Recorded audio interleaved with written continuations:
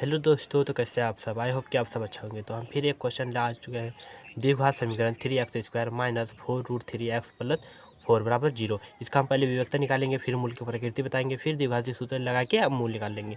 तो चलिए हम पहले लिख देते हैं हल। अब यहाँ लिख के हम पहले एग्जाम में आप एक बार क्वेश्चन उतार लीजिएगा, तब फिर लिखिएगा। पहले यहाँ अब ए बराबर हमारे पास है 3 और बी बराबर है यहाँ तक, उसके बाद सी बराबर ये है। तो हम ए बराबर लिख देते हैं 3 और बी बराबर लिखते हैं -4√3 और सी बराबर लिखते हैं 4। चलिए अब लिखेंगे विभक्तर बराबर विभक्तर को डी भी बोला जाता है, तो ब्रैकेट में हम लिख भी सकते हैं, नहीं भी लिख सकते हैं। इसका सूत्र होता है b² माइनस 4ac। b² यानी कि -4√3 का स्क्वायर, -4√3 का स्क्वायर माइनस 4 इंटू ए बराबर हमारे पास है 3 इंटू 4 है, तो 4 दे दिए। अब इसको अगर हम हल करते तो 48 आ जाता है, माइनस इसको भी हल करते तो 48 आता है। अब 48 में 48 घट गया तो 0 आ जाएगा। अब हम यहाँ लिख सकते हैं मूल की प्रकृति। चलिए मूल की प्रकृति,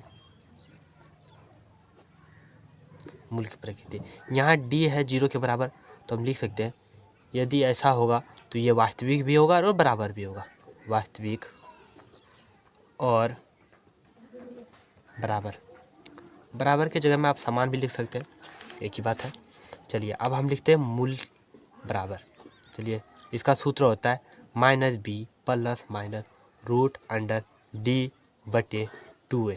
चलिए इसमें सेट करते हैं -b, यानी कि यहाँ देखते हैं b बराबर क्या है -4√3, तो डबल माइनस आ जाएगा तो प्लस बन जाएगा। तो पहले एक बार लिख देते हैं -4√3 ब्रैकेट में बन प्लस माइनस रूट डी बराबर हमारे पास निकला था 0, देख सकते हैं।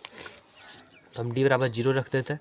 अब नीचे में 2 इंटू ए बराबर देखते हैं, ए बराबर हमारे पास 3 है, तो ए बराबर 3 रख देते हैं। चलिए माइनस माइनस प्लस, ठीक है, प्लस 4√3 प्लस माइनस 0 का वर्गमूल लिखिएगा, 0 हो जाएगा।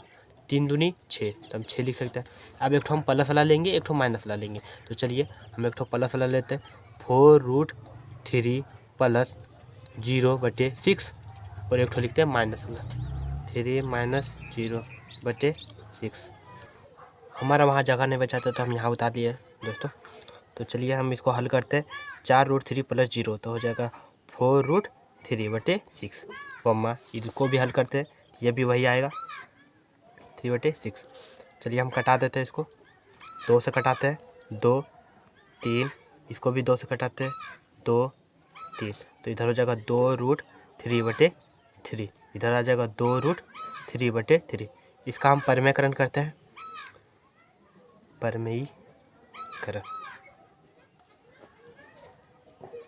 चलिए 2√3/3, यहाँ √3 से गुना कर देते हैं, यहाँ भी √3 से गुना कर देते हैं।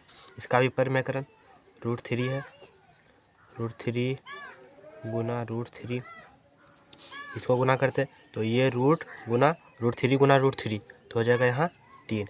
अब नीचे में गुना होगा 3√3 तो हो जाएगा 3√3, कॉमा यहाँ भी वही आएगा 2 गुना 3/3 गुना √3।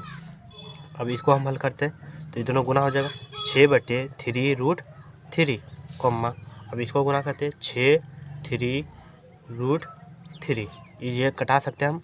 ऊपर में हो जाएगा 2, नीचे में 1, ऊपर 2 नीचे 1, तो 2√3, कॉमा इधर भी 2√3।